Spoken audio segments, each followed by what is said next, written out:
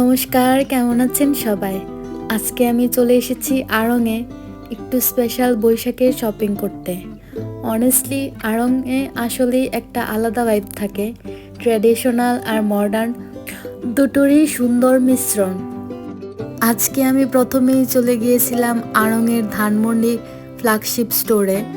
আড়ংয়ের এই ফ্ল্যাগশিপ স্টোরটা আসলে খুবই বড়। এটা মূলত রিসেন্টলি ওপেন হয়েছে, যেহেতু আড়ংয়ের সায়েন্স ল্যাব ব্রাঞ্চটা এখন বন্ধ রয়েছে, তাই এই ফ্ল্যাগশিপ স্টোরের আড়ংটা আমার বাসার কাছাকাছি হয় আমি এখানেই চলে গিয়েছিলাম। আর গিয়েই চোখে পড়লো এই সুন্দর লাল শাড়িটা। এই শাড়িটা মূলত আমার হাজব্যান্ড আমাকে পছন্দ করে দিয়েছিল। তবে যেহেতু অলরেডি আমার বৈশাখের জন্য অনেক শপিং করা হয়ে গেছে, তাই আমি লাল শাড়ি নিতে চাচ্ছিলাম না। আমি একটা ব্ল্যাক শাড়ি দেখছিলাম, যেটার দাম ছিল 2043 টাকা প্লাস ভ্যাট। কিন্তু আমার হাজব্যান্ড ওই লাল শাড়িটাই নিবে। তবে লাল শাড়িটা যখন আমরা খুললাম, ওইটার মধ্যে আসলে একটু সুতা উঠেছিল। এত দাম দিয়ে আসলে আমি এই সুতা উঠা শাড়িটা নিতে চাচ্ছিলাম না। তবে ধানমন্ডি আউটলেটে এই শাড়িটা আসলে এক পিসের ছিল, তাই আসলে এটা নেওয়ার কোনো অপশন ছিল না। তারপর আমরা উপরের তলায় উঠে যাই। এখানে আসলে আমি আমার শ্বশুরের জন্য শার্ট দেখতে গেছিলাম। তবে উপরে উঠে খুবই অবাক হলাম যে এখানে শার্টের কালেকশনও তেমন নাই। তাই খুবই ডিসঅ্যাপয়েন্টেড হয়ে আমরা আসলে চলে আসলাম ডেইরি সেকশনে। এখান থেকে আমি একটা আইস মোকা আর আমার হাজব্যান্ড একটা মাঠা নিয়ে নিল। এটাই ছিল আমাদের আসলে আড়ং ফ্ল্যাগশিপ থেকে কেনাকাটা। তারপর আমরা চলে আসলাম ধানমন্ডি লালমাটিয়া আউটলেটে। এখানে এসেও আমরা অনেক শাড়ি দেখেছি, কিন্তু মন আসলে আটকে ছিল ওই শাড়িটাই।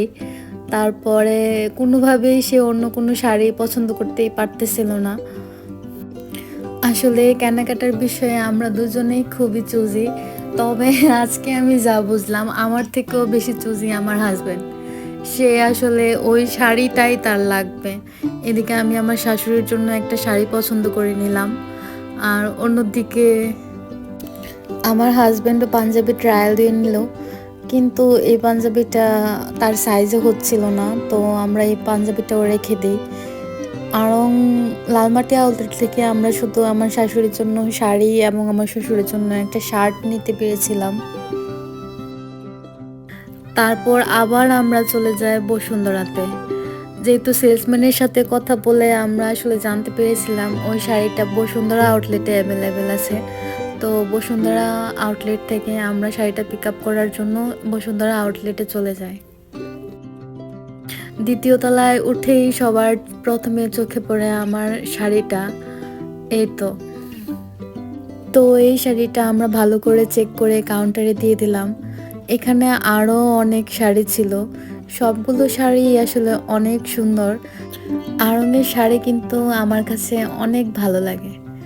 আর অবশেষে আমরা চলে আসলাম মেন সেকশনে।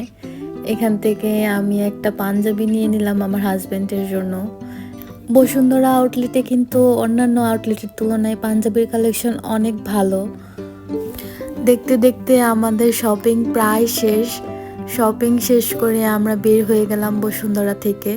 কিন্তু আমরা যেহেতু সারাদিন শপিংয়ের মধ্যেই ছিলাম, তো আমরা খুবই হাংরি ছিলাম। কিন্তু তখন যেহেতু লাঞ্চের সময় পার হয়ে গিয়েছিল, তখন আমরা চলে গেলাম আসলে পিৎজা হাটে। সেখান থেকে আমরা দুজনে একটা পিৎজা এবং একটা চিকেন পাস্তা অর্ডার করি। পাস্তার টেস্ট আমাদের কাছে তেমন একটা ভালো লাগেনি, তবে পিৎজাটা ছিল মজাদার। দেখতে দেখতে আমাদের ব্লগ প্রায় শেষের দিকে। যদি আমাদের শপিং হল দেখতে চান তাহলে অবশ্যই কমেন্ট করে জানাবেন। ভালো থাকবেন, সুস্থ থাকবেন, ধন্যবাদ।